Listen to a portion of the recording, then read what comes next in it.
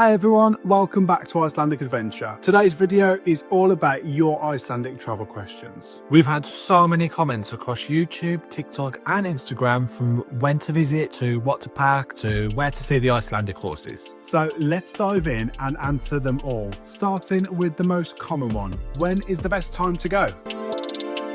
When is the best time to visit Iceland? Dee on TikTok asks, what are the daylight hours like? When's the best time to go? That's such a good question, and honestly it depends on what kind of trip you want. In winter, like November to February, you'll get around 4 to 6 hours of daylight, but that means long dark nights, perfect for chasing the northern lights. In summer, from May to July, you get almost 24 hours of daylight, the famous midnight sun, so it's amazing for road trips and exploring non-stop. Yasmin on TikTok has asked, I'll be there on the 6th of November. Is that a good time to visit? Yes. We have been in November and it's a great balance between autumn and winter. You'll likely get snow in the north or higher areas, but still manageable roads. And it's early in the Northern Light season. Claire on TikTok asked, what is it like in March? So March is when the days start getting longer again, around 10 hours of daylight. It's still wintry with a good chance of snow, but you can start to see the landscape opening up. It's a brilliant time for ice caves and northern lights without total darkness all day. Rachel 1984 on TikTok says, I'll be taking my first trip in February. What should I expect? So February's a really nice time in Iceland, but you can expect cold, beautiful, wintry landscapes, icy roads and incredible northern lights potential. February can be magical, but definitely come prepared for short days and cold temperatures. Next up, the Frenchy Musketeers on TikTok said, I went in June for the midnight sun. June is such a vibe. It's light 24 hours a day, the waterfalls are full of meltwater and the looping flowers are all in bloom. It's a completely different feel to winter. Both seasons are stunning for totally different reasons.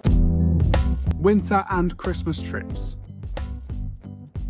Sarah Holloway 2547 on YouTube has said, I'm going in December for Christmas. The best choice. Christmas in Iceland is so cozy. Reykjavik is covered in lights, there's a Christmas market, ice skating and festive food everywhere. If you're lucky, you might even get a white Christmas. Life with Laura on TikTok has asked, planning on coming on the 6th of December. Will there be snow? Most likely. There's usually snow by early December, especially outside of Reykjavik. The further inland or higher you go, the more wintry it gets. Taylor on TikTok has asked, when is the Christmas shop open until? So the Christmas shop in Reykjavik is open all year and it's open daily. Next up, Joan on TikTok has asked, is the Golden Circle also good in December? Absolutely. The Golden Circle is beautiful year round in December. It's snowy, magical, but just make sure to check on the road conditions and start early since daylight is limited, but it's fully doable in winter. Tours, packing and gear.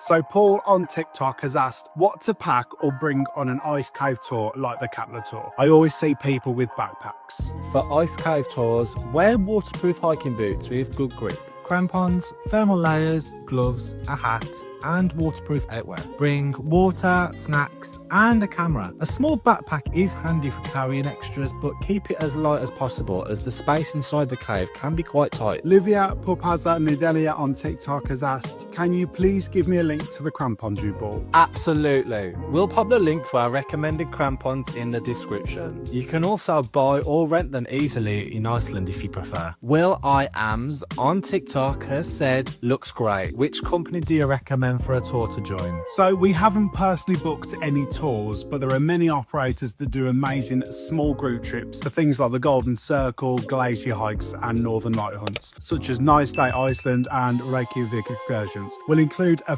few links in the description below. We have, however, booked different experiences before, such as diving at Silfra and the Lugvarten Fontana experience, which we booked through Get Your Guide. Tracy Cormack on TikTok has said, going to Reykjavik on the 16th of November. Golden Circle, Aurora Hunt, Lagoons, debating which one.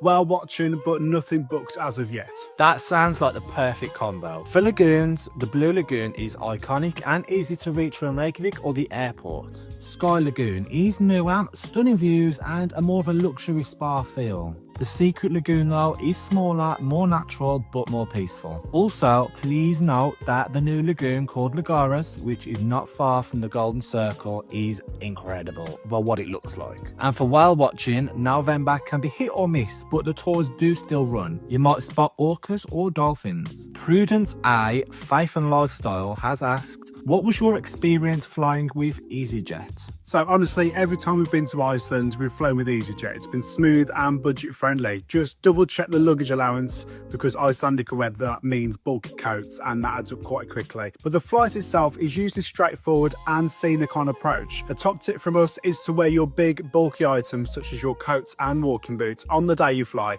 to save you some space in your luggage. Next, Elizabeth Hornsby on TikTok has asked, did you use a tour or drive yourself? I am coming in February. We self-drove. Self-driving gives you flexibility, but winter roads can be icy or maybe even closed. If you're not confident driving in the snow, guided tours are the great option for you. In summer, self-driving is easy and pretty safe. Nick X8457 on YouTube has asked, any tips for avoiding the crowds? Is it worth going anti-clockwise to avoid the group tours? Now, that's a great question. So the Golden Circle is always going to be busy because that's where most of the tour buses go. But if you self-drive, the rest of the island is usually pretty quiet. Going anti-clockwise can actually help a little bit. Most tours do run clockwise from Reykjavik, so if you go in the opposite way, you'll often miss the crowds completely. We also recommend visiting the big spots first thing in the morning or later in the day. It does really depend on the time of year too, so winter tends to be quieter overall, except at places like the big lagoons and waterfalls. Where to go and what to see? Yasmin on TikTok asks, where can we see the horses, please? So the Icelandic horses you've seen on our socials are everywhere. There is farms all around the ring road. The ones we visited were on Route 35 between Gullfoss Waterfall and the Geysir, and it's called Brew Horse Farm. It's set just off the main road and you can get up close with the horses. There is also a little box next to them with packets of treats for the horses, which you can buy. They do accept cash or you can pay via the QR code, and it is an amazing experience in the middle of nowhere and with incredible landscapes. Next up, Amy Kathleen on TikTok has said, we're going in the end of February. Not a lot booked yet. We've got Skatfell and Vekheredi and just need someone in Reykjavik to end on. Any suggestions for things to do? Perfect plan. Skaftafell is amazing for glacier walks and waterfalls, and Vekheredi has the geothermal river hike, which is brilliant. In Reykjavik, definitely check out Hallgrímskirkja, the harbour and Sky Lagoon to unwind at the end of your trip. Nash Lisa Marie on TikTok says, we're booked for a week in January. Food tasting tour, Blue Lagoon, Northern Lights, Cat Cafe, Hallgrímskirkja, and do you have any other recommendations? No, that sounds like an incredible trip. What you could do is add a day tour to the south coast. Waterfalls like Seljalandsfoss, Skógafoss and the black sand beach at Reynisfjara, all unforgettable. If you can, visit Thingvellir National Park or the Sky Lagoon for a perfect end to your trip. Go Harry Art on Instagram has also said, stunning, hope to visit one day. Well, you'll absolutely love it when you do go, girl. Iceland has a way of sticking with you. The String of Pearls on YouTube said, my friends went there and absolutely loved it. They did get snowed in for a day or two. To me, it just seems hauntingly desolate. That's such a beautiful description, and honestly, that's part of what makes Iceland. It is remote and wild, but in the most beautiful and breathtaking way. Flick on TikTok said, we visited in January this year and we cannot wait to go back.